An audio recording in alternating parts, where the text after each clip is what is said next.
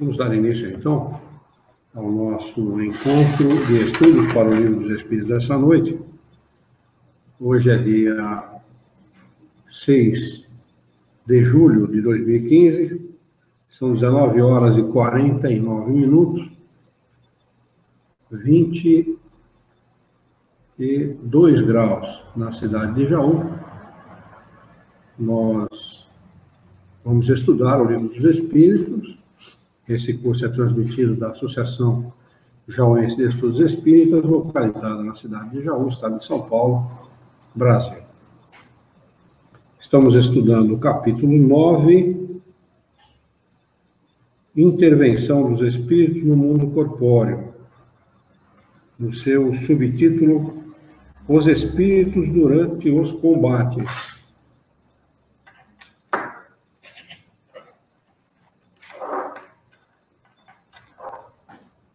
Todo mundo a bordo?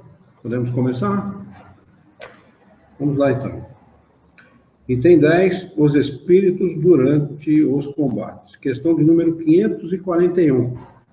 Pergunta de Kardec aos espíritos superiores. Numa batalha, há espíritos que a assistem e que amparam cada uma das forças em luta? Resposta: sim. E que estimulam a sua coragem.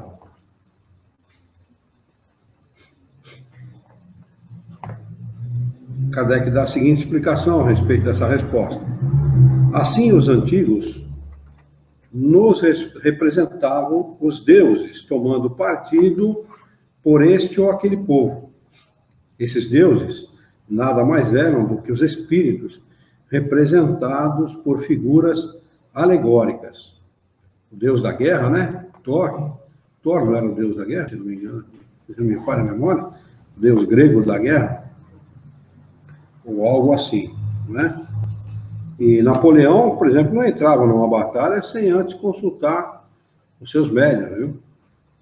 E vários deles, né? Consultavam os médiuns, as pitonisas, na época, né? Exatamente com esse propósito, de saber se era favorável ou não e tudo mais. Então, os espíritos respondem que sim, que existem os espíritos que assistem nas batalhas e que amparam ambos os lados, né? As forças em lutas, e que estimulam a coragem dos soldados, naturalmente. Agora, que tipo de espírito é esse que faz isso? Que não se sabe, né? O espírito que se interessa por esse tipo de atividade não pode ser um espírito superior, né? O espírito superior não vai se interessar por esse tipo de atividade, penso eu, né? Na realidade, eles estimulam, antes da guerra, estimulam a paz, né? Ou tentam estimular a paz para que não ocorra o conflito, né?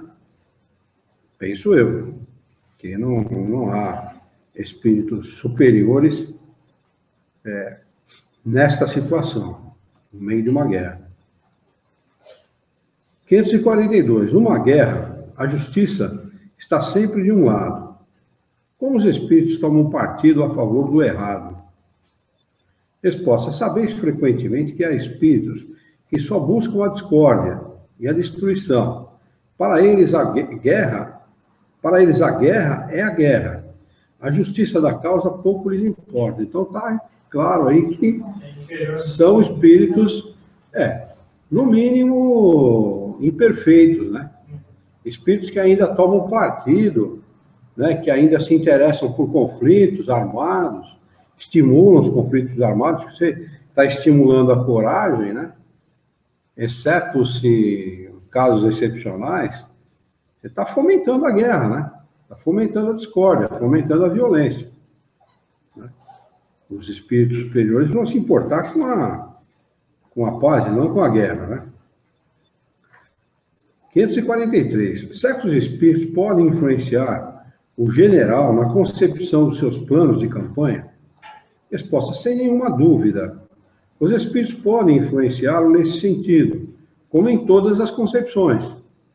Maneira de colocar a tropa, se vai atacar pelo flanco esquerdo, pelo flanco direito, enfim, a estratégia de guerra, né? certamente aqui o general Eisenhower, né, que foi o que comandou o dia D da Segunda Guerra Mundial, aquilo foi um trabalho enorme, né, feito durante a Segunda Guerra Mundial e que decidiu os rumos da guerra. O dia D realmente decidiu o destino da guerra, né? Foi quando conseguiram invadir pela Normandia, né, invadir a Europa, né, e dali eles chegaram na Alemanha, né, foram avançando, tomaram terreno, até chegar na Alemanha e acabar com a guerra na Europa, né. Então, certamente, devia ali ter a orientação de espíritos interessados em acabar com o conflito. Aí pode ser que os espíritos, os melhores, né, estivessem influenciando para que a estratégia fosse certa. Porque o Eisenhower, ele toma a responsabilidade deste momento da Segunda Guerra para ele. Ninguém sabia do que ia acontecer, as tropas estavam todas esperando em prontidão, mas ninguém sabia o que ia acontecer até o último minuto. Foi um trabalho, certamente. Esse capítulo trata da intervenção dos espíritos no mundo corpóreo, né? Não são só os espíritos superiores, mas todos os espíritos influenciam, intervêm no mundo corpóreo, né? Mas eu acho que neste caso, por exemplo, do dia D, certamente ele estava ali sendo assessorado por espíritos que desejavam terminar com o conflito, que durava aí já 5 ou 6 anos, né? E acabar com aquele conflito, porque morreram milhares e milhares de pessoas, além da destruição, destruiu vários países, né? A Alemanha ficou destroçada, a Inglaterra ficou destroçada, a França sofreu enormes prejuízos com a Segunda Grande Guerra, né? Então, acredito que o Eisenhower estava realmente muito bem assessorado para montar a estratégia do dia D, né?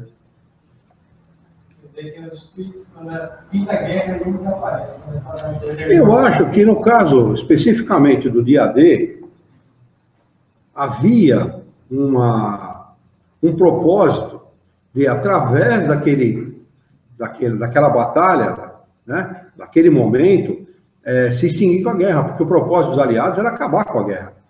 Não era dominar a Alemanha, nem dominar o mundo, né? Era o propósito inverso do Hitler. O Hitler tinha o propósito de dominar o mundo com a guerra, né? Ele se armou e preparou a estratégia de guerra dele para isso. E é interessante que a gente pode imaginar, e a gente está fazendo aqui uma ilação a respeito, claro que a gente não pode afirmar, mas, por exemplo, o Hitler foi muito mal assessorado quando ele tenta invadir a União Soviética, porque ele chega a Leningrado, ele queria destruir Leningrado antes de invadir Moscou. E aí foi a derrota dele. Foi o grande erro dele, porque ele chega às portas de Moscou, e por uma questão de orgulho, de vaidade, ele desvia suas tropas para Leningrado. Então, quando ele toma essa decisão, ele perde a guerra exatamente ali. Ele começa a perder a Segunda Grande Guerra exatamente nesse momento. Porque ele começa a perder a guerra no deserto, ele perde a Batalha de Leningrado, que foi muito longa e muito cansativa para os russos, para os alemães, e depois ele desvia as tropas com o propósito de tomar Moscou. Quando ele chega próximo de Moscou, o que acontece? A mesma coisa que aconteceu com Napoleão. Uma nevasca, né? E os soldados não estavam preparados para temperaturas de 20, 30, 40 graus abaixo de zero. Consequentemente, por exemplo, eu vi filmes, documentários a respeito, que era aconselhável aos soldados não urinarem, não tirarem o seu pênis para fora para urinar. Porque o fato de tirar a luva e colocar o pênis na temperatura ambiente congelava tanto a mão quanto o pênis do sujeito. Eles eram orientados a defecarem na calça e urinarem na calça para não morrerem dessa maneira.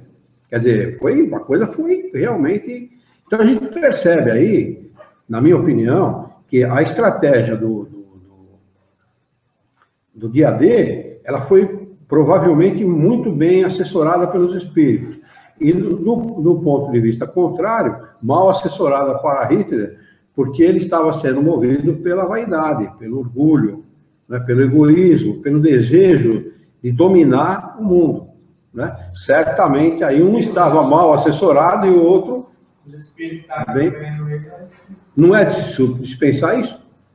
É de se pensar isso, porque na realidade aí um estava tomando partido para o bem, com o desejo de, através daquela batalha, embora muitos morreram no dia desse, só na praia, não sei se vocês lembram de uma reportagem da Globo, no dia do desembarque na praia de... Eu falei o nome agora, esqueci. Normandia? Na praia que houve desembarque, daquela praia onde aconteceu a principal batalha, se sentia a 6 quilômetros o odor dos cadáveres. A 6 quilômetros dali se sentia o odor dos cadáveres. Imagina quanta gente morreu. A praia ficou coalhada de cadáveres. Quer dizer, embora houvesse uma destruição muito grande de vidas e tal, ele deve ter sido muito bem orientado, porque ali seria o começo do final da guerra, o começo do fim da guerra, né? Então, presume-se que, para que ele pudesse ter uma estratégia que fosse exitosa, ele deve ter recebido uma boa orientação, além do que, é claro, um cara preparado para aquilo, um general preparado para aquilo e tal, né? Quantos anos durou a Segunda Guerra? 6 anos? Durou de 39, se eu não me engano, foi maio ou agosto de 39 a maio de 45, uma coisa assim, setembro de 45, eu não lembro bem as datas agora, mas foi algo em torno disso, quer dizer, 6 anos depois continuou lá nas ilhas do Pacífico, né? A Guerra do Pacífico, na Guerra do Pacífico não, como é Deus, nas ilhas que o Japão dominava, esqueci o nome daquele local, continuou a guerra ali até eles bombardearem com as 2 bombas atômicas o Japão e o Japão se render, né? Primeiro se rendeu a Itália, depois se rendeu a Alemanha, depois se rendeu o Japão, que era o eixo, né? As 3 forças que lutavam junto pela dominação do mundo. Mas a guerra depois acabou um pouco depois, a guerra do Japão ainda acabou um pouco depois da guerra da Alemanha. A Alemanha se rende antes do Japão. O Japão não queria se render, né? Eles não queriam se render. Mas é a verdade que a gente percebe por aí, por esse fato, de que um estava bem assessorado pelos espíritos e o outro certamente mal assessorado, né? O Hitler era um cara cioso de si mesmo, ele era um autossuficiente, né? Um cara que achava que certamente ia dominar o mundo. Ele tinha certeza disso, de convicção. Era como é que é? Ele estava preparando a Alemanha dos 1000 anos. Ele achava que a Alemanha ia dominar o mundo por 1000 anos. Como seria se ele tivesse sido dominado? Mas acontece o seguinte, né? O fato é, viu, que embora ele estivesse muito bem armado, muito bem preparado, porque ele ficou de 1930, aproximadamente, 33, a 39, preparando, armando o país. A indústria bélica alemã, a indústria mecânica alemã é a melhor indústria do mundo. Não tenha dúvida que eu trabalhei com máquinas alemãs e a deles é de 100 a 0 em qualquer outra. Quando eles fazem um produto mecânico, pode crer que aquele produto é de 99% para 100%. É muito bom, eles são realmente exímios em mecânica, né?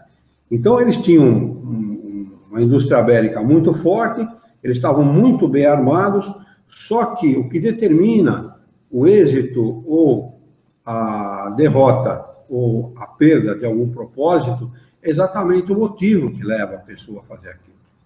Porque, por exemplo, o propósito ele era egoístico, né? O motivo era vaidade. O desejo era de vingança, porque eles queriam vingar-se da Europa em função da Primeira Grande Guerra, que eles foram humilhados na Primeira Grande Guerra. Eles foram submetidos na Primeira Grande Guerra, eles perderam a Primeira Grande Guerra e foram submetidos pela Europa. Eles foram submetidos. Eles foram, inclusive, quando a França é invadida e tomada pelos alemães, eles obrigam o governo francês a assinar a rendição dentro do mesmo vagão de trem que foi assinada a rendição da Alemanha.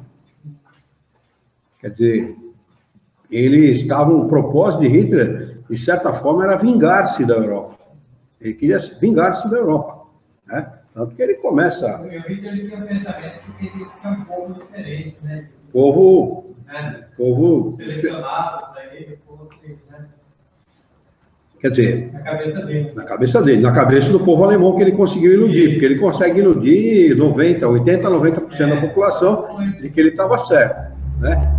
Mas veja como a derrocada, a derrota, ela se mostra, de certa forma, ela dá demonstrações para o sujeito que ele está no caminho errado. Ele perde a Olimpíada de 36, se eu não me engano, e o corredor alemão perde para um negro, que ele considerava sub-raça. O Owens, né? Ele perde para um corredor negro. Quer dizer, então, a própria vida demonstra para o sujeito, você está no caminho errado, não é assim, né? Mas o orgulho dele falou mais alto. Então, um propósito que levou ele à derrocada, que levou ele à derrota, foi exatamente o fato dele ter usado de vaidade, prepotência, orgulho, desejo de vingança, egoísmo. Tudo isso faz com que tipo de espírito cercasse aquele pessoal? Só sentimento ruim. Sentimento ruim aliado a espíritos ruins, certeza. Né? Enquanto que a parte contrária, embora não fosse esse mar de rosas que todo mundo pinta, né? O americano é muito bonzinho, é muito bom. Conversa fiada, entendeu? Os caras são tão ruins quanto. Só que o propósito que levou os americanos a se engajarem na guerra e se unirem aos aliados para derrotar o Hitler era o contrário do Hitler. Consequentemente, atraíam para eles espíritos que tinham o mesmo propósito, embora talvez não concordassem com os métodos usados e tal, porque numa guerra, violência e fim de conversa, né? Guerra é guerra, né? Certo? Pelo menos o homem entende e age dessa maneira. Mas o fato é que um movido pelo egoísmo e outro movido pelo desejo de manter a Terra como ela era, com liberdade e tudo mais. Quer dizer, o fato é que os espíritos intervêm, a intervenção dos espíritos na vida dos encarnados ela é patente e a gente atrai para perto de nós os espíritos que se coadunam com as nossas ideias. Pô, quer dizer, o Hitler não podia estar bem assessorado desse ponto de vista.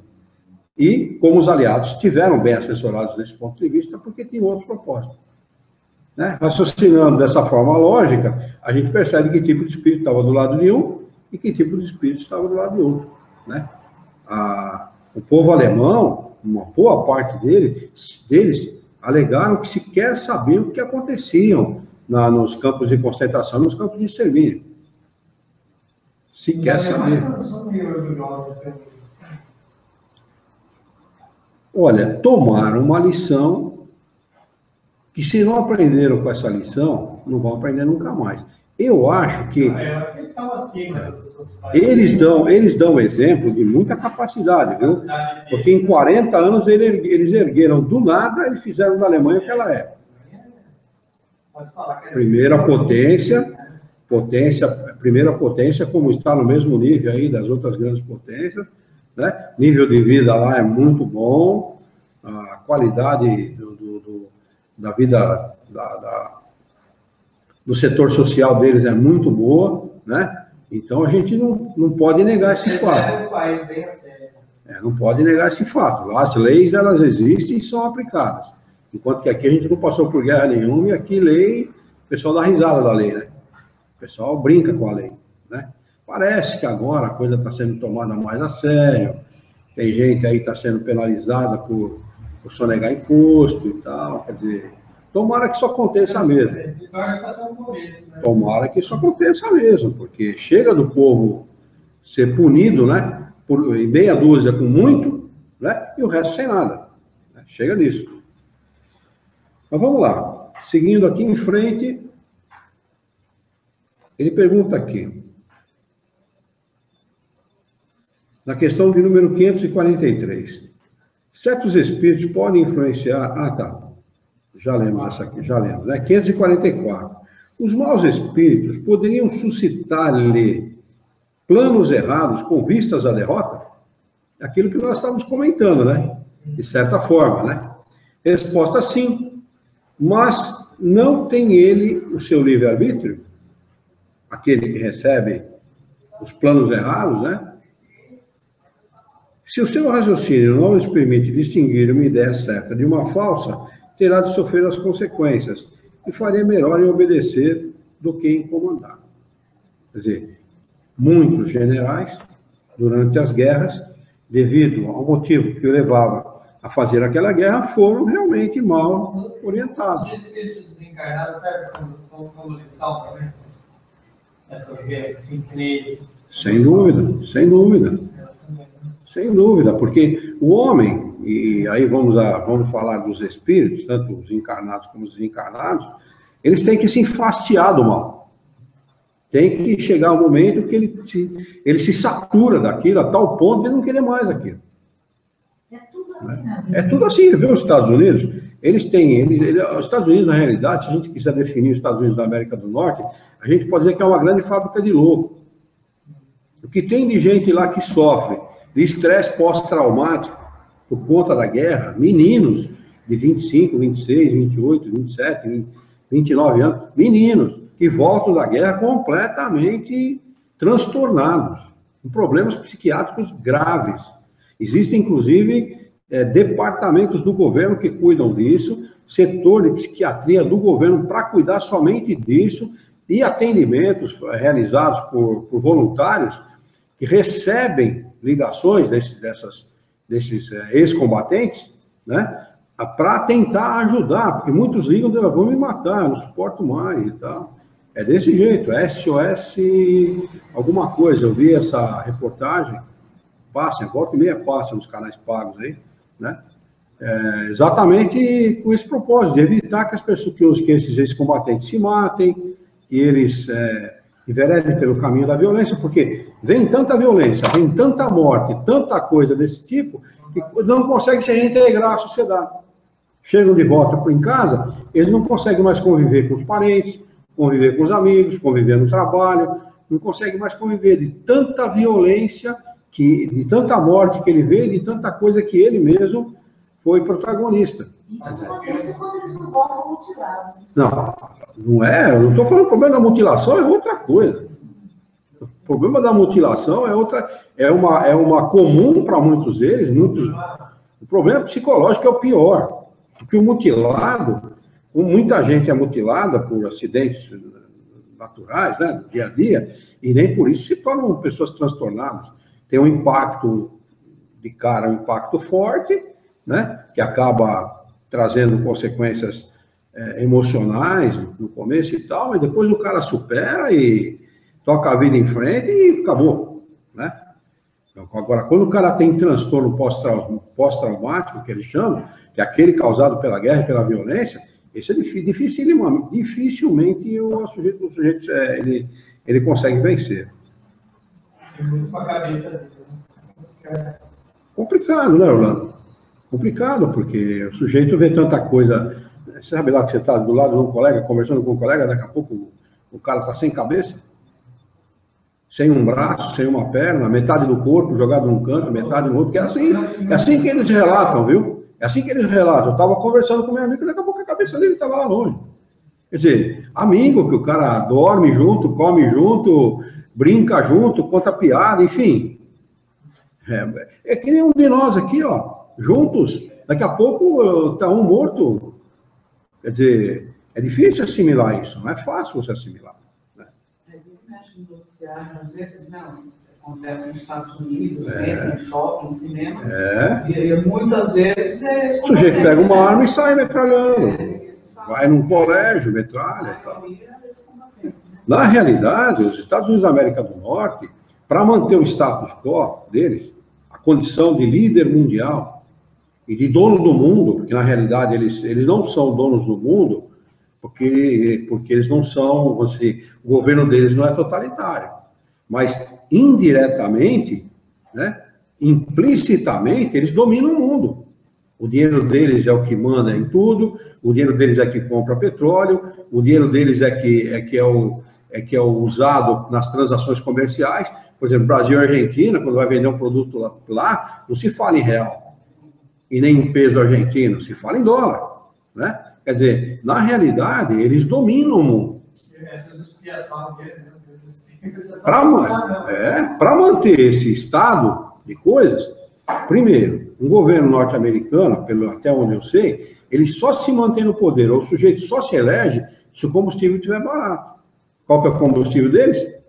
Gasolina e diesel. Eles estão tentando implementar um programa de combustível renovável, que é o caso do nosso álcool, né? Do nosso etanol, né? Mas eles não têm isso, porque o álcool do milho ele é muito difícil de ser feito e muito caro. Não é que no nosso da cana que sai álcool do bagaço, né? E nós temos plantações imensas de cana aqui e tal, né? Mas eles, por exemplo, nossa gasolina custa o que custa aqui para bancar a gasolina deles. Eles invadiram o Iraque mentindo que lá tinha armas de destruição em massa e tal, para tomar posse do petróleo iraquiano. Eles dominam politicamente aquela região, Irã, Iraque e as outras. Criam uma situação que não existe, porque eles invadiram o Iraque contrário às orientações da ONU, que mandou não invadir, né? Então, eles, para manter essa situação deles, o status quo deles, porque as casas são muito boas, o povo vive muito bem, o que nós chamamos de classe média aqui é o pobre deles, né? Tá certo? O rico aqui é a classe média deles, porque qualquer um lá tem uma Mercedes, qualquer um tem um carro bom, uma casa bastante razoável e tal. Minha sobrinha falou que com 3 anos trabalhando de empregada doméstica, fazendo limpeza na casa das pessoas, ela pretende comprar uma casa. 3 anos. Aqui o sujeito trabalha de empregado a vida inteira, mal consegue comer. Quer dizer, então os Estados Unidos da América do Norte, eles têm aquela situação em função da miséria do mundo. Eles estabelecem a miséria do mundo e essa miséria que acaba levando, direcionando, canalizando toda essa riqueza para lá. Eles gastam, eles consomem, se eu não me engano, a estatística era essa quando eu vi, 15% de tudo que se faz no mundo. 15% eles consomem. Imaginem vocês, né? Quer dizer, para manter essa situação, eles têm que manter essa estratégia bélica deles. Tropa deles em todo lugar, porque eles têm pontos localizados em todos os lugares do mundo, que é aqueles postos avançados, né? Estrategicamente colocados. Em Cuba, por exemplo, Guantánamo, eles têm lá um posto deles lá. E não querem tirar. Então, existe uma briga entre o Fidel, o irmão do Fidel, Raul Castro, e o presidente dos Estados Unidos para acabar com aquele presídio de Guantánamo. Eles não querem acabar, né? Impõem sanções econômicas a Cuba, impõem sanções econômicas a não sei quem. Quer dizer, criam um terrorismo financeiro no mundo, econômico no mundo, para manter a situação deles. E para isso eles têm que pagar um preço caro, que é mandar os seus jovens, né, as suas jovens, em geral, né, homens e mulheres jovens, para fazer a guerra no Iraque, no Irã, no Afeganistão, em outros lugares, né, para poder manter a situação deles. E nessa eles acabam fazendo uma grande fábrica de louco e acabam tendo aí a violência que tem. São os maiores consumidores de droga do mundo, todo tipo de droga, metanfetamina, cocaína, crack. E nas casas dos Estados Unidos se faz crack dentro de casa, metanfetamina, né? São os maiores consumidores. A indústria da droga, se não me engano, está em 700 bilhões no mundo por ano. Desses 700 bilhões, acredito que mais da metade é consumido só pelos Estados Unidos da América do Norte. Por que se consome tanta droga lá? Por que se consome tanta droga, eu pergunto? O sujeito vai buscar na droga aquilo que ele não encontra na vida. É uma fuga, né? Do álcool. Eles só podem ver todo filme norte-americano, raramente eles fazem um filme e as pessoas não bebem. Copo na mão o tempo inteiro. E é coisa destilada, coisa pesada. A cerveja lá é considerada bebida de moleque, né? Cerveja o cara toma assim, que nem água.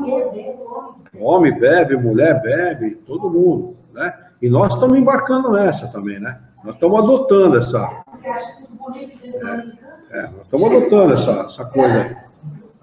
Mas Lamentavelmente, nós estamos adotando isso aí, né? E a mulherada hoje em dia está bebendo muito mais do que os homens. Proporcionalmente mais do que os homens. Está achando bonito, né? Quer dizer, olha o que acaba... Nós estamos criando uma geração de alcoólatras. Essa geração aqui é uma geração de alcoólatras. Essa é a nossa geração. Essa geração Coca-Cola, a gente vai chamar de geração pinga. Né? Álcool. Consumista e alcoólatra. Né? Infelizmente. Infelizmente, embarcaram. Na minha família tem bastante jovem, bastante adolescente, e eles estão bem, então sai para falar que a bebe para cá. Bebe. O pessoal bebe. Esconde dos pais. Acho que está escondendo dos pais, mas. É lamentável, né? Quer dizer, tá faltando o quê para nós, os brasileiros? Está faltando assumir uma cultura própria. Essa não é a nossa cultura. Eu sei, a gente vivi na minha época, essa não é a nossa cultura. Ou sempre houve muita influência dos Estados Unidos da América do Norte. Sempre. Sempre. O brasileiro é chamado pelo argentino de macaquito com toda razão. Infelizmente. Infelizmente, a verdade é essa. Né? Porque a gente copia. A gente tem um país com dimensões continentais que podia ter uma cultura própria, né? E acaba copiando coisa que não presta. Acaba copiando aquilo que não presta. Porque a vida do americano ela é aparentemente boa. Mas é só aparência. É denorex, parece, mas não é. Pior que copia no lugar errado. Isso que é o pior, né? Quer dizer... Eles têm coisa boa. Não, mas o fato é o seguinte, o fato é que nós não precisamos copiar nada de ninguém. Nós não precisamos copiar nada de ninguém. Nada, nós temos tudo. Nós temos tudo que nós precisamos. O povo é bom, né? O povo é um povo cordato, é um povo ordeiro, é um povo... foi chamado a economizar luz, o que aconteceu? Eles estão precisando aumentar o valor da conta de luz, porque tanto que economizaram. Né? Chamaram a economizar água. Estão economizando água. Quer dizer, o povo colabora, o povo dá a sua parte. Né? E podemos ter uma cultura própria, como era antigamente. Os pais eram mais respeitados, os mais velhos eram mais respeitados. Precisava. Na realidade, o que está faltando, viu? Falando aqui de nós, voltando à doutrina dos espíritos, na realidade, tudo que nós falamos tem a ver com a doutrina dos espíritos, mas falando em doutrina dos espíritos, Kardec fala muito isso. Que a educação, por si só, ela não resolve. A educação, a informação cultural, por si só, não resolve.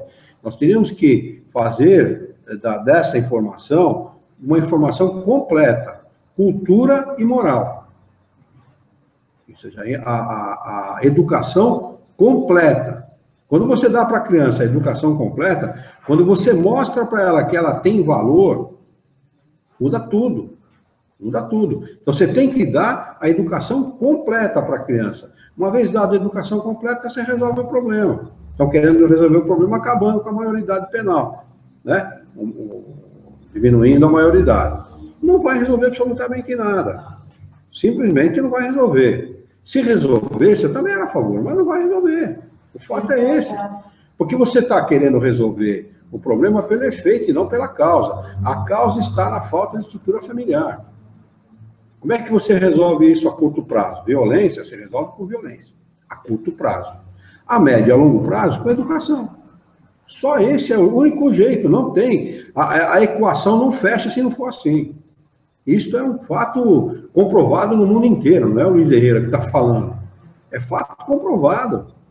Se você não obrigar a criança a ficar na escola em tempo integral, se você deixar ela na rua, meio-dia, ela vai aprender o que não presta.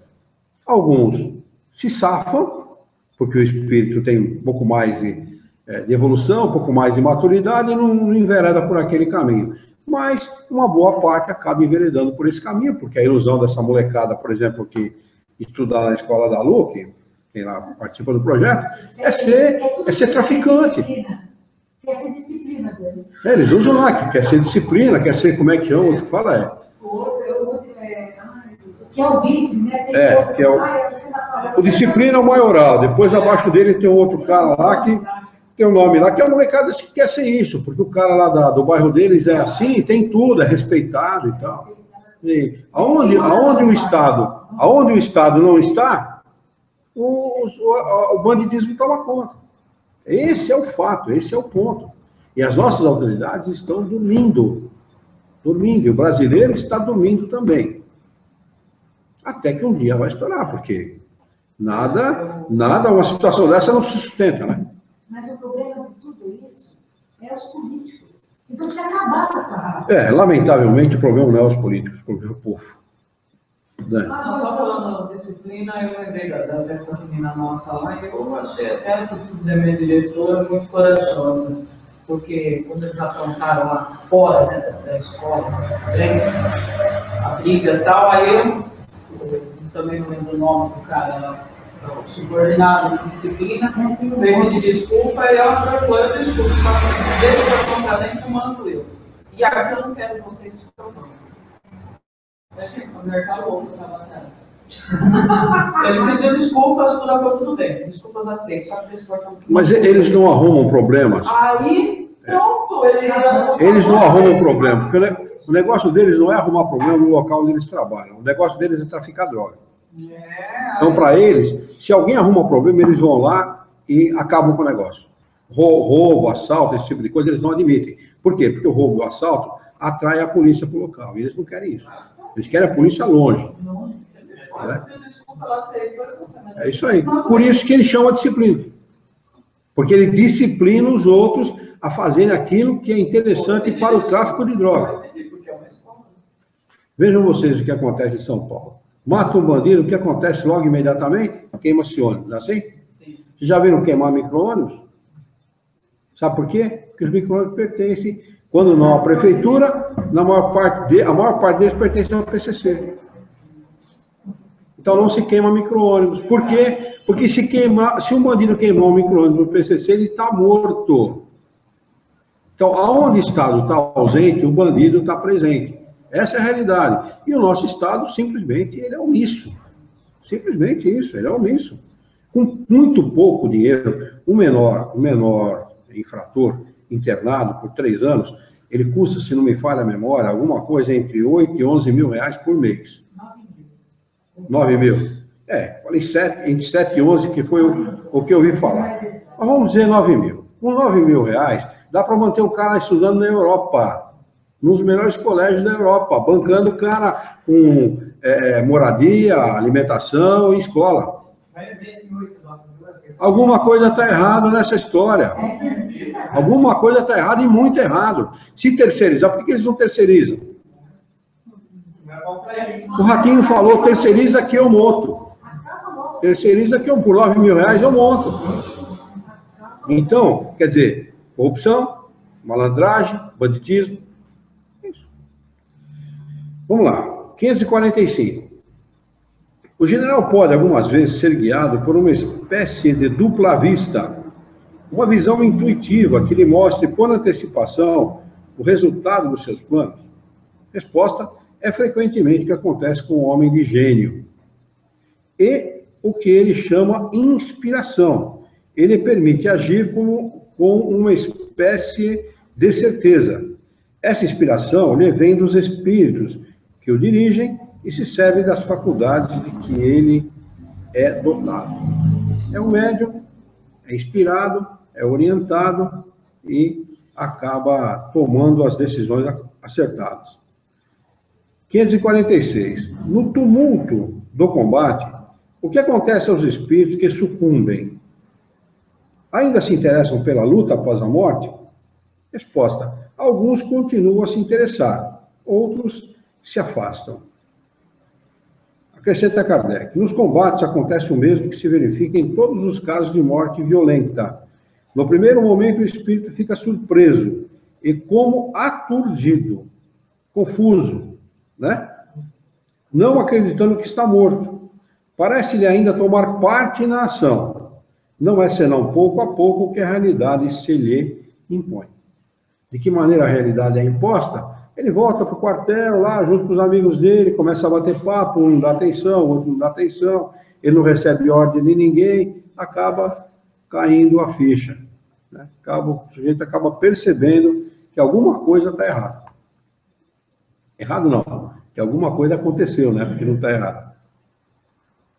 547. Os espíritos que se combatiam quando vivos, uma vez mortos, se reconhecem como inimigos e continuam ainda excitados uns contra os outros? Resposta: nesses momentos, o espírito jamais se mostra calmo. No primeiro instante, ele ainda pode odiar ao seu inimigo e mesmo o perseguir. Mas quando as ideias se lhe acalmarem, verá que a sua animosidade não tem mais razão de ser. Não obstante, poderá ainda conservar resquícios, maiores ou menores, de acordo com o seu caráter. Não é interessante? O sujeito se odeia quando estão brigando, no calor da batalha e tal, desencarna e vê que não há mais razão para aquela situação. Quanta estupidez o homem, né? Quanta estupidez. Na verdade, eles nem se conhecem, quando eles todos estão andando, né? É por imposição. Ele está sendo mandado e muitas vezes está ali contrário ao seu desejo, à sua vontade, por conta da sua vontade ele estaria em casa, com a família, trabalhando e tal, cuidando dos seus afazeres. O outro certamente está na mesma condição, né? Porque no final da Segunda Grande Guerra, a Alemanha mandou criança e velho, para guerrear, porque não tinha mais soldado, né? Mandaram criança mesmo, de 10, 11 anos de idade, 12 anos de idade. Criança. Uma situação dessa, só se fosse obrigada. É que se o país entra em guerra, não tem como negar, né? Não tem como negar, a gente tem a obrigação, especialmente o reservista, né? Eles vão formando os batalhões, o exército, primeiro com aqueles que estão na ativa. Aí eles chamam o primeiro da fila de reserva, que são aqueles que acabaram de sair do quartel. Depois o segundo, o terceiro, o quarto, assim sucessivamente. Vão chamando. Até 5 anos. Hã? Até 5 anos. Até 5 anos, mas aí depois pode chamar mais para baixo também. Os com 30, 35, 40 anos, depende da necessidade, né? E não tem como negar. Tem que ir. É dever, né? Dever pátrio, né?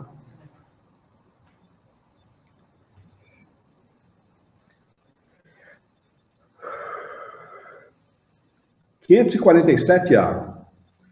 Houve ainda o fragor da batalha? Resposta: sim, perfeitamente. Os tiros, as bombas, os gritos e tal, né? É como se ele tivesse... Como não? Ele está ali no meio. Ele está ali, ele está vivo, né? Só que não tem corpo. 548. O espírito que assiste friamente a um combate como espectador testemunha a separação entre a alma e o corpo? E como esse fenômeno se apresenta a ele? Resposta: há poucas mortes realmente instantâneas. Quer dizer, a morte é um processo, né? Que acaba com o final da vitalidade do corpo, né? E a transição do espírito, que é uma segunda etapa, a transição desse espírito do mundo corporal para o mundo espiritual. Então é um processo. Extingue-se a vida do corpo, ao desligamento do espírito, aí a consciência dele de que ele está no mundo dos espíritos, né? Então é um processo. Então, por isso que ele responde que não há mortes instantâneas, né? Se ele morreu com 20, mas seria ali até 70, então ele vai ser espírito. Não é esse o caso. No caso da morte em batalha, não. É a mesma situação de uma morte por acidente, né? Morte por acidente causa muita confusão no espírito. Aquele estado de perturbação, ele se prolonga em uma morte por acidente. Quando há o rompimento brusco, né, dos laços entre espírito e corpo, quando há o rompimento brusco, aquela perturbação se prolonga por mais tempo, tá? Tempo maior. Tá? Na guerra é a mesma coisa, que normalmente em guerra desencarnam, via de regra, os mais jovens. Né? E o rompimento dos laços são bruscos. Mas, de qualquer maneira, ainda que a morte se dê por extinção natural da vida, no caso da idade e tudo mais, ou de uma doença natural, de uma doença não adquirida através de vício e tal, mas de uma doença que ocorre no corpo mesmo, a morte não é instantânea. A morte realmente ela não acontece de maneira instantânea. Há poucas mortes assim, instantâneas, que são aquelas em que o espírito se prepara ao longo da vida, quando há os últimos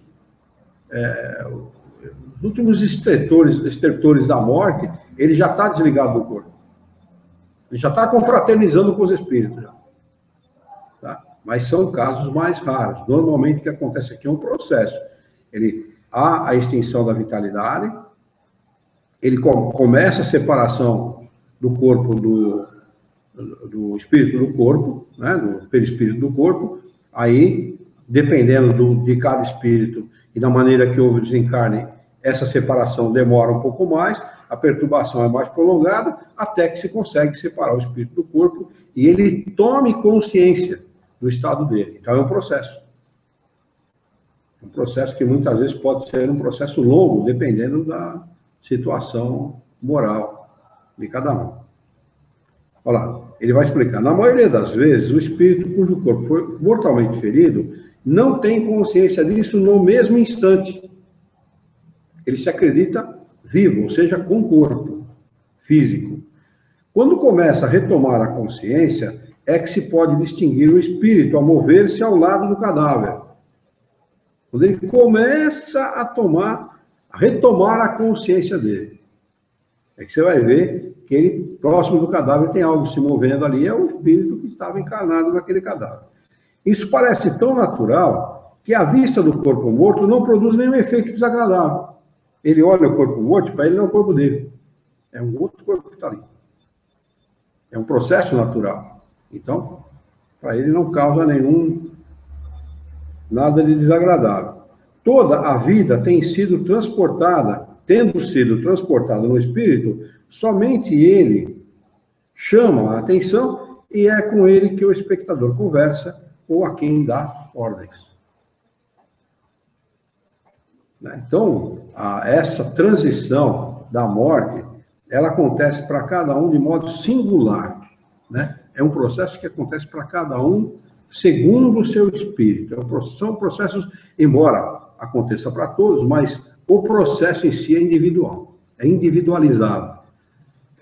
Como é que o pessoal fala quando faz uma coisa para a pessoa? Como é que é? Personalizado. É uma morte personalizada. Cada um vai vivenciar, né, de conformidade com aquilo que ele fez ao longo da vida. Viveu bem, desencarna bem. Viveu mais ou menos, vai desencarnar mais ou menos. Viveu mal, vai desencarnar mal. Né? É assim, e é assim que tem que ser, porque é assim que é necessário para que os espíritos possam aprender. Se não tiver um grau de conhecimento, se não tiver uma moralidade boa, mesmo assim não vai adiantar nada. Olha, o discurso tem que estar acompanhado da ação, né, Orlando? O discurso tem que estar acompanhado da ação. Que adianta o cara frequentar? Vamos falar do nosso caso aqui, vamos trazer o problema para o nosso quintal, né? O cara frequenta o centro espírita, sabe de todas essas coisas aqui que a gente estuda no livro do espírito, e o cara primeiro, contrata funcionário para a empresa dele e não registra o cara. Você está roubando o cara. O fornecedor dele ele paga com atraso, não quer pagar juros e tal. Se ele pode, ele rouba o cliente dele de alguma maneira. Né? Compra sem nota, sonega imposto e tal. Né? O que ele está fazendo? Tem a mão de fora dele. Às vezes, que eu conheci um presidente de centro espírita que tinha. Presidente de centro espírita, tinha amante fora de casa. Tem carne. Bebe, fuma, quer dizer, não está adiantando nada, porque, na realidade, o propósito da doutrina dos Espíritos é mudar a gente para melhor. Né? Se a gente não praticar caridade conforme ensinou Jesus, né? Não adianta ser espírito sem a prática da caridade. Indulgência, perdão das ofensas, amor ao próximo, benevolência, né? Tem que, se não praticar isso, dá. Ah, não, porque eu sou espírito, eu dou sopa debaixo do viaduto. Grande porcaria, velho. Ah, não, eu dou todo mês, eu contribuo com a paz. Grande porcaria também. Você está dando daquilo que está te sobrando. Isso aí não é caridade. Aí em casa, se eu puder, eu bato na mulher. Ah, a mulher, se eu puder, eu bato nos filhos. Não adianta. Se o filho merecer, tem que apanhar mesmo. Mas a maior parte do tempo, você tem que ter uma vida de paz, de tranquilidade, uma vida organizada, bem orientada, com disciplina. Você tem que dar bons exemplos. Não importa o que as pessoas pensem da gente. Importa o exemplo que você dá. As pessoas podem falar o que quiser de você, porque cada um julga segundo a sua ótica. Mas ninguém pode ou deve te chamar de desonesto, ninguém pode ou deve te chamar de indisciplinado, de bagunceiro, de desordeiro, não é? Daquele que causa mal para os outros, que mexe com a paz e a tranquilidade dos outros. Por isso que as pessoas não podem nos acusar, né? Então, ou seja, a gente tem que ser um bom espírita, não adianta ser um mau espírita, ou um espírita meia boca, não adianta.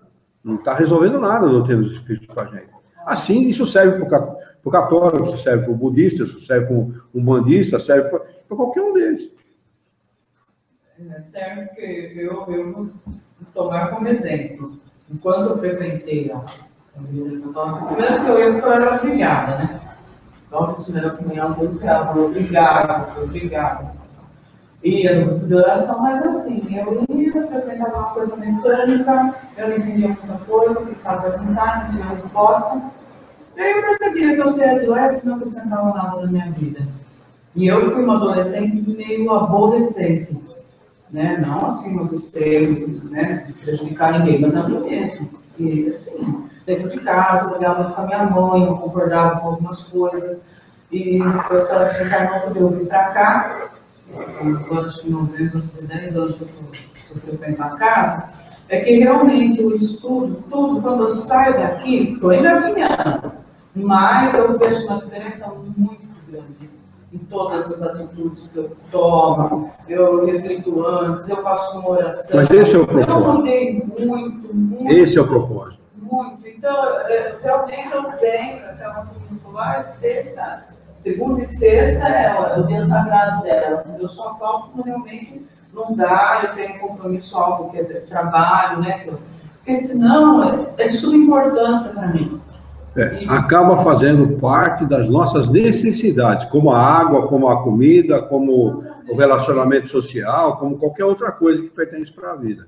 É assim mesmo. Pequenas, no dia a dia, eu olho, mas é um olhar diferente, é um agir diferente. Você, às vezes, até se eu fizer... Não, peraí, estou fazendo errado. Daí você começa a cobrar.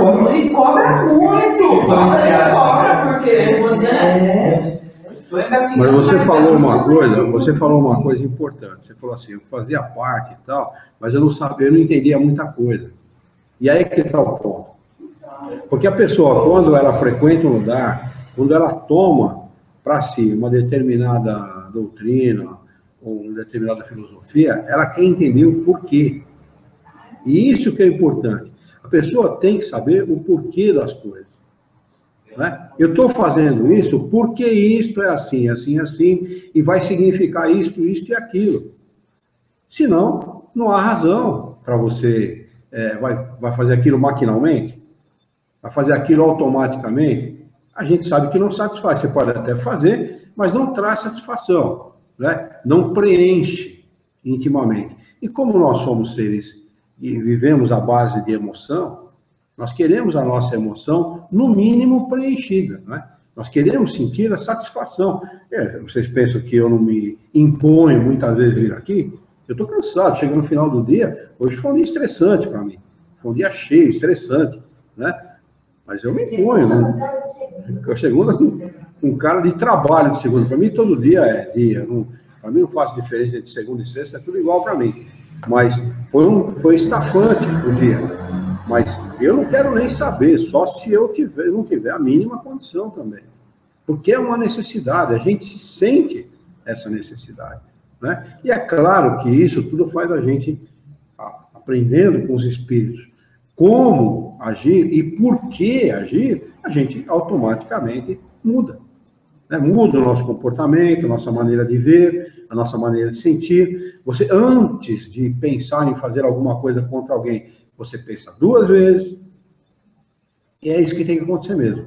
Senão, não vai resolver absolutamente nada a gente saber das coisas, né? Nós temos que saber e utilizar aquilo como ferramenta para melhoria própria. Avançar na vida, o progresso moral e intelectual é nosso principal objetivo. Quando a gente aprende doutrina espírita, a gente aprende isso também, né? E para avançar moralmente, você tem que agir bem moralmente, né? Isso que realmente importa para nós, quando a gente aprende doutrina espírita, né? Acaba valendo é isso, né? Agir corretamente, para que a gente possa não nos tornar anjo, porque isso pode acreditar que ainda vai demorar muito para a gente ainda mais, pelo menos sair dessa vida, dizer assim, bom, consegui vencer algumas coisas, consegui me tornar uma pessoa melhor do que eu era na última encarnação, né? Não avancei muito, mas avancei, né? O importante não é avançar muito ou pouco, o importante é avançar. Se puder avançar muito, como um Chico, como uma Madre Teresa de Calcutá, um desses que servem de exemplo para a gente, ótimo. Se não, vamos fazer a nossa parte. Eu acho que o mais importante, na minha opinião, modesta opinião, é a gente fazer parte da solução. É aquele cara que não joga o papel no meio da rua, é aquele cara que quando está fazendo alguma coisa pensa em quem vem atrás, né? Se eu fizer assim, eu vou facilitar a vida do outro. Se eu fizer assado, eu vou facilitar a vida do outro, né? Se eu tomar o cuidado de agir assim ou assado, eu não vou prejudicar o meu irmão. É sempre pensando, ou seja, afastando para longe de nós cada vez mais o egoísmo. Porque até hoje o que a gente fez? Abraçou o egoísmo com braços e pernas, né? Então a gente tem que tratar de fazer o processo inverso.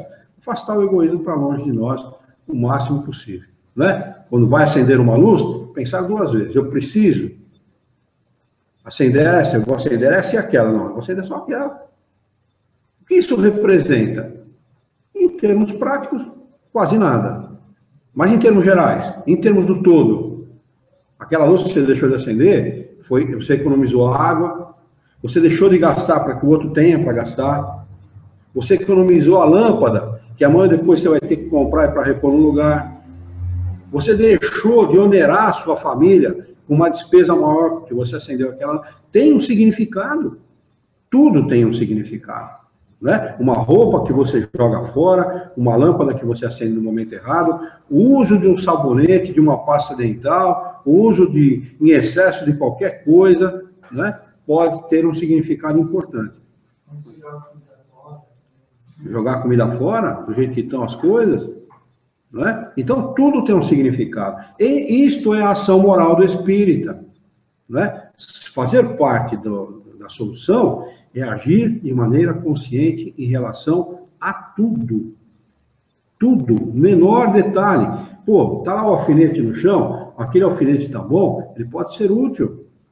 Vamos recuperá-lo, né? Por que não? Chuta, ou então joga no lixo. Não. Um pedaço de papel, qualquer coisa. Eu acho que a gente, em termos práticos, a gente pode ser solução para qualquer coisa. Porque ser problema, a grande maioria é. A grande maioria desperdiça, a grande maioria joga fora, a grande maioria fala mal da vida do outro, a grande maioria faz parte do problema. Essas pequenas coisas vai tornar o país melhor. As pequenas coisas é que no seu conjunto fazem as grandes coisas. Você fez um meu pai, porque achava na rua e fazia para casa. Os bolsos dele era cheio de coisa. Aí, pai, para que isso mais serve? Mas não vou servir? Ele falava. Pode ser. Não, mas se a gente refletir, eu sempre falo isso para você, se a gente refletir, o sacrifício de nossos pais resultou nos bens que nós temos hoje. Porque se eles não se sacrificassem lá atrás, nós não teríamos o conforto que nós temos hoje, não é? E nós sabemos disso, né? O país mostra isso, né? E a nossa vida pessoal mostra isso. Então, nada mais justo do que nós nos sacrificarmos pela geração que já está e pela geração que vem. Nós somos espíritas, nós temos obrigação, mas o outro não faz, é problema do outro. O dia que ele tiver consciência, ele vai fazer também. E às vezes pode ser que um exemplo que a gente nem imagina que está dando, pode repercutir naquele que você não sabe que está te observando, porque as pessoas observam. Tenho certeza disso. Uma vez eu estava lavando o carro na garagem de casa, passou um senhor, que depois eu vim a saber, que mora na Transversal.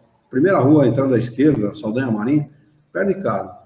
Ele passou, parou na frente da garagem, eu nunca tinha visto nem mais gordo nem mais magro, porque eu me limito a trabalhar, vir no centro espírita e viver dentro da minha casa. Essa é a minha vida. Não tenho minha vida social com os vizinhos, é bom dia, boa tarde, se alguém precisar, e se pedir ajuda eu vou socorrer, se não, cada um sabe das suas necessidades.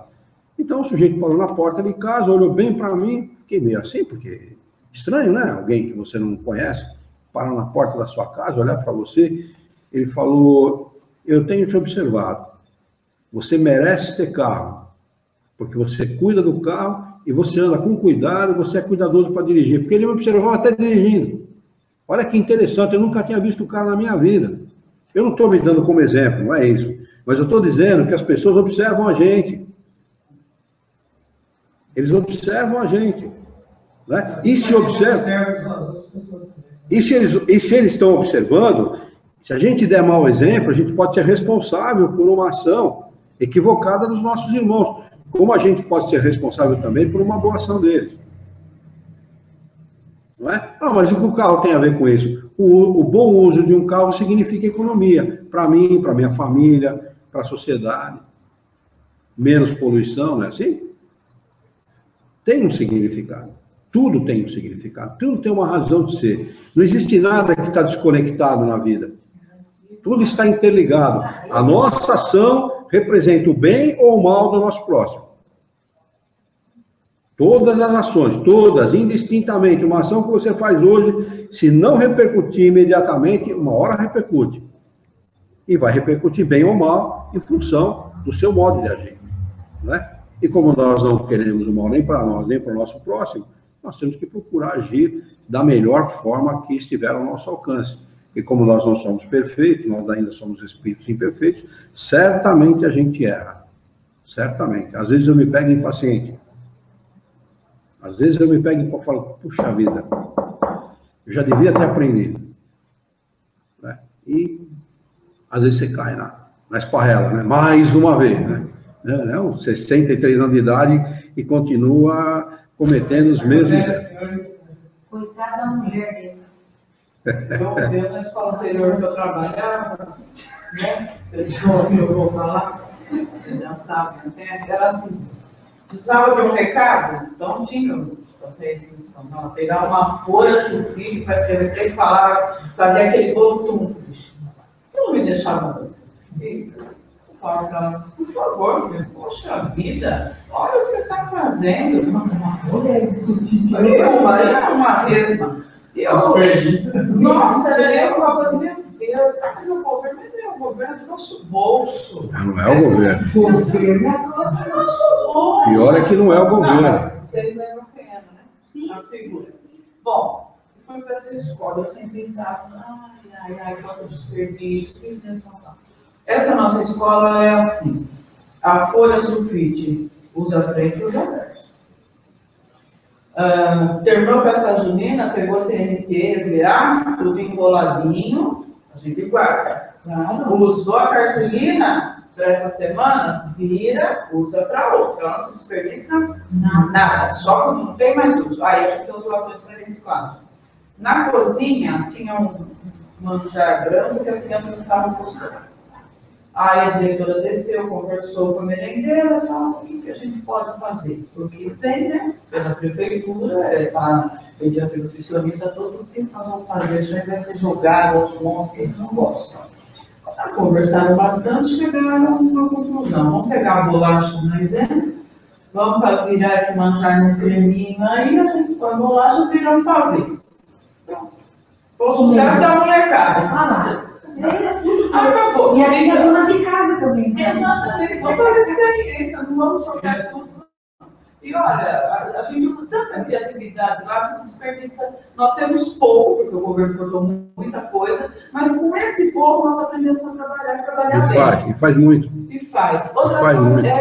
tudo, a folha sulfite que é impressa, a gente pega, divide em bloquinhos e todo mundo usa para rascunho. Claro. Ninguém pega. É. Gente, aí eu lembro, eu volto lá e falo, ai, que desperdício, olha aquelas bolas jogadas lá.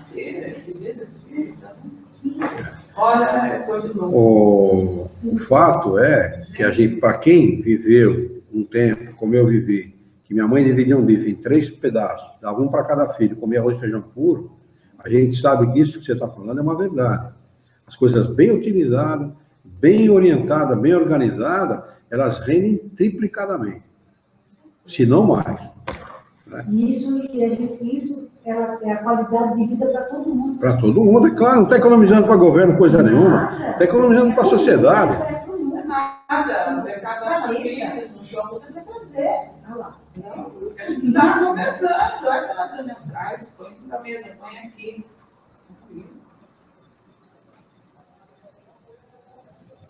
Muito bem, vamos iniciar aqui o item 11 dos pactos. Então, vou para 5 para as 9, né? Acho que não é conveniente a gente nem iniciar, porque essa primeira pergunta aqui ela é longa. Vamos anotar aqui, então, o item 11 dos pactos, para a gente retomar na próxima. Hoje é dia 6/7/2015. Mas a gente percebe, viu, Dani, a respeito disso que você está falando, que as sociedades mais desenvolvidas, embora sejam ricas ou consideradas ricas, elas não desperdiçam absolutamente nada. Um amigo meu esteve na Suíça há muito tempo atrás, na década de 70, e se ele quisesse tomar um banho, ele pagava 3 francos cada banho. 3 francos, que equivalia mais ou menos a 15 cruzeiros naquela época. Eu não sei quanto vale um franco hoje, mas deve ser mais ou menos alguma coisa em torno disso. Viu? Um banho lá é caro na Suíça. E sabe quanto tempo dura o chuveiro ligado? 5 minutos. E aquela água fria das montanhas da Suíça, é que ele é gelado, né? Bem gelado, entendeu? Ele entrava, colocava 3 moedinhas de 1 franco, entrava no box, depois no primeiro dia ele gastou, acho que se não me engano, 9 francos para tomar um banho. Ele achou, quando desligava o chuveiro, ele achou que estava com defeito. E na casa dele, o banho dele começava depois de 15 minutos de chuveiro ligado. Ele primeiro ligava o chuveiro, depois tirava... Primeiro ele ligava o chuveiro, depois tirava a roupa. Bira, ele chamava. Então lá ele aprendeu que ele tinha que tirar toda a roupa, embora tivesse muito frio, 25 graus abaixo de zero, colocar os 3 francos, entrar no box, abrir o chuveiro, rapidinho se molhar, desligar. Aí ele passava shampoo, passava sabão no corpo, se ensaboava, tal, ligava o chuveiro, se enxaguava e deixava até desligar. Mas desligou, ele fechava. Então ele aprendeu qual é o valor do banho, porque até então ele não sabia. Meu irmão demora uma hora. Quer dizer, é um absurdo. O brasileiro joga muita água e muita energia elétrica fora. Vocês sabem, desligando as tomadas da nossa televisão, aparelho de som, enfim, tudo aquilo que fica forno de micro-ondas, tudo aquilo que fica em stand-by, aquela luzinha e tal, sabe quanto você economiza de litros de água por mês? Dá quase 1.400 litros de água por mês. Não parece, né? Parece nada, né? Só desligar a tomada. Apenas eu em casa não fica absolutamente nada na tomada, já faz anos. Já. E o pessoal em São Paulo tá assim, todo mundo urina uma vez por dia. Não, dá descarga uma vez. Isso. Dá descarga. Acumula a urina do dia inteiro e dá descarga depois. Depois para economizar. Não tem o que fazer. Descarga quantos litros de água? 7 ou 9, uma coisa, acho que é Acho que é 7 litros de água a cada descarga. Então, A Gisele Bündchen estava conversando na campanha, né? Fazer xixi na hora do banho. É para economizar a A gente, Pode passar por certas situações. quando você não quer aprender, você vai ter que aprender da pior maneira possível, né? Da pior maneira, porque é muito desperdício no Brasil. Desperdiça-se muita coisa. Diz que o lixo do brasileiro é os mais ricos do mundo. O nosso lixo. É um dos mais ricos do mundo. Quer dizer, não, está falando é de jogar mesmo comida fora, bem, coisas aproveitáveis fora. Se joga muita coisa aproveitável fora. Sabe, não é ser mesquinho, não é isso. Mas aproveitar aquilo que você tem, não é? Por que vai desperdiçar? mas no fim de feira em São Paulo, dá para você comprar um monte de coisa. Muita coisa. E outra coisa, minha avó dizia que na Espanha, no tempo dela, década de 30, eles comiam mal 6 meses para poder comer mal os outros 6. Ela falou isso para mim. Imagine que vida o pessoal levava. A Espanha, nós estamos falando. Comia mal 6 meses para poder comer mal os outros 6. Porque se comesse bem 6 meses, ou o que tivesse, ficava sem comer 6 meses. Né? Então, minha avó dizia assim, coloque no prato aquilo que você vai comer. Na panela é sobra, no prato é resto. Resto a gente joga fora, sobra não. Sobra você guarda. Quer dizer, toda experiência que já vem do sofrimento. Época de guerra, porque ela viveu a guerra da Espanha, né? Passou por guerra na Espanha, guerra civil na Espanha. O irmão dela, tio dela, uma coisa assim, morreu na guerra e tal. Quer dizer, então, as adversidades da vida que ensinam, né? Quando a pessoa não tem consciência, as adversidades que ensinam. E ensina da pior maneira possível, né? Muito bem, vamos fazer a nossa prece? Vamos elevar o nosso pensamento, mentalizar a figura excelsa e amiga de Jesus, o nosso mestre, modelo e guia da humanidade.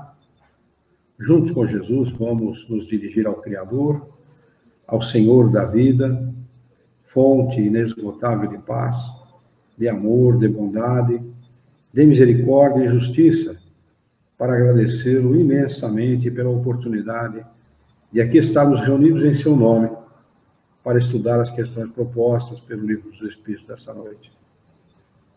Dá-nos, Senhor, bom ânimo, coragem, determinação, ideias renovadas, alegria de viver, entusiasmo, para que nós possamos trabalhar e dignificar a vida.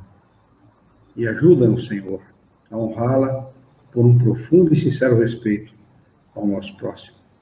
Em teu nome, em nome de Jesus, em nome dos bons espíritos, em nome do nosso diretor espiritual e de sua equipe, de todos os encarnados e desencarnados presentes ao nosso encontro de estudos dessa noite, nós o declaramos encerrado.